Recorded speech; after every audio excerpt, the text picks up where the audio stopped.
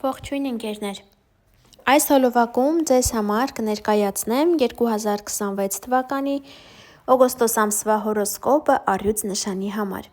Կնայենք մոլորակների դիրքավորումը այս ամսում, նորալուսին, լիալուսին և կնշեմ լարված օրերը։ Առաջին հերթին հորոսկոպը նայում ենք ասցենդենտի նշանով, այսպիսով։ Արևը մինչև օգոստոսի 23-ը կգտնվի առյուծ նշանում ձեր առաջին տանը։ Լավ ժամանակահատված է, որպեսզի զբաղվեք ձեզնով, ձեր արտաքնով, փոխեք մազերի գույնը, ոճը, սանրվածքը, արտաքնի հետ կապված ինչ-որ փոփոխություններ կատարեք։ Ամսի 23-ից սկսած արևը կանցնի կույս նշան և ամբողջ էներգիան ձեր կարծես կուղղվի դեպի ֆինանսներ, ձեր աշխատավարձ։ Մերկուրի մոլորակը սկսած օգոստոսի 9-ից մինչև օգոստոսի 25-ը կգտնվի առյուծ նշանում, բերելով ձեր կյանք շատ խոսակցություններ, բանակցություններ, դուք կդառնաք ել ավելի շփվող, շփումը առհասարակ կմեծանա, զանգեր, նամակներ կստանաք այս ժամանակահատվածում։ Իսկ ամսի 25-ից հետո Մերկուրին կանցնի արդեն կույս նշան ձեր երկրորդ տուն և այդ ամբողջ զանգերը, խոսակցությունները, բանակցությունները կապված կլինեն գումարի հետ։ Վեներա մոլորակը ամսի 7-ից սկսած կգտնվի կշեռք նշանում մինչև ամսվա վերջ։ Իսկ կշեռքը, սիրելի ընկերներ, համարվում է ձեր երրորդ տունը և հաճելի շփում կունենաք ձեր քույր եղբայրների մասին կամ զարմիկ զարմուհիների մասին ինչ-որ հաճելի նորություններ գուցե լսեք, հաճելի նվեր նաև կարող եք ստանալ տեխնիկայի տեսքով, առհասարակ կապի տրանսպորտի միջոցների տեսքով այն կարող է լինել։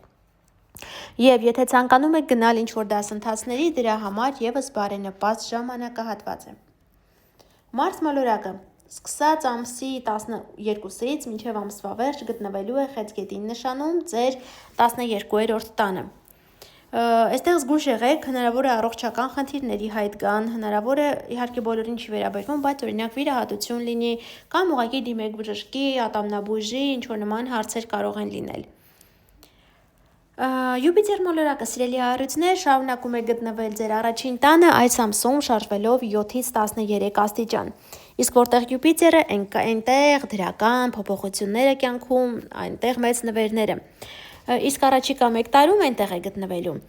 և բերելու է ձեզ մեծ փոփոխություններ կյանքի տարբեր ոլորտներում։ Մեկի մոտ այն կարող է արտահայտվել ամուսնության տեսքով, մյուսի մոտ գուցե ամուսնալուծության, բայց այդ ամուսնալուծությունը դեպի լավը ձեզ կտանի, եթե լինի, եւ ամեն ինչ շատ հեշտ կանցնի։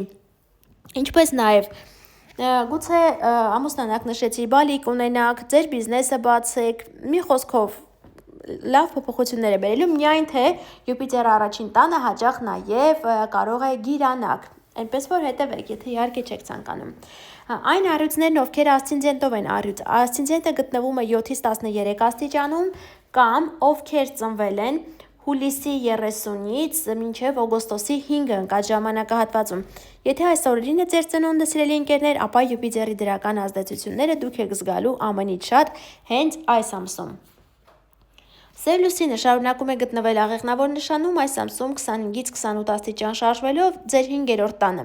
Հնարավոր է բերի լարվածություն երեխաների հետ, ինչ-որ անհամաձայնություններ, տարաձայնություն կամ եթե ունեք զուգընկեր, խոսքը ամուսին կնոջ մասին չէ, այլ սիրահարվածության մասին է, հնարավոր է ինչ-որ վախեր լինի, օրինակ նրան գուցե կորցնեք, այդպիսի վախեր լինի, կամ ուղղակի ձեր շանտաժ անեն, նման ինչ-որ հարցեր եւս կարող են լինել։ Այժմ նորալուսնի և լիալուսնի հետ կապված։ Ամսի 12-ին ունենալու ենք արևի խավարում, նորալուսինը լինելու հենց ձեր նշանում 20 աստիճան։ Եվ սիրելի ընկերներ, մինչև 3 ամիս այն կարող է իր ազդեցությունը ունենալ, կամ գուցե արդեն նախորդ 3 ամիսների ընթացքում դուք զգացել եք։ Իսկ երբ նորալուսինը հենց առաջին տանն է լինում, շատերը այս նորալուսնի ազդեցության ներքո ամուսնանում են, գտնում են իրենց երկրորդ կեցին, նոր բիզնես են բացում։ Այս խավարումը բոլորից շատ կզգան այն առյուծները, ովքեր ասցենդենտով են առյուծ։ Ասցենդենտը գտնվում է առյուծի 20 աստիճանում կամ ովքեր ծնվել են օգոստոսի 11, 12, 13։ Այս օրերի ծնվածները եւս կզգան այս խավարման ազդեցությունը։ Եվ ամսի 12-ից սկսած մինչև ամսի 28-ը կգտնվենք խավարումների միջանցքում։ Իսկ ամսի 28-ին կունենանք արդեն լուսնի խավարում ձկներ նշանում։ Խավարումների հետ կապված առանձին նյութեր արդեն կան իմեջում, որտեղ էլ ավելի մանրամասն խոսել եմ, հղումը կթողնեմ նկարագրություններ բաժնում, որպեսզի կարողանաք նայել, հեշտ գտնել։ Իսկ ամսի 28-ի խավարումը երբ լինելու է ձկներ նշանում, դա, սիրելի ընկերներ, ձեր 8-րդ տանն է։ Ամսի 28-ին զերծ մնացեք ճանապարհ գնալուց, ինչ-որ կարևոր գործողություններ կատարելուց մի 2 օր առաջ հետո եւս, ինչպես նաեւ ամսի 27, 28, 29, հա, այս նույն 3 օրը զգույշ եղեք նաեւ սեպտեմբերի եւ հոկտեմբերի, լավ, քանի որ այդ օրերին եւս կարող է ինչ-որ լարված իրավիճակներ լինեն։ Այժմ լարված օրերը նշեմ։ Լարված օրեր են լինելու օգոստոսի 1-ից 5-ը, օգոստոսի 17-ը, 22-ը եւ 28-ը։ Այսքանը կապված օգոստոս ամսվա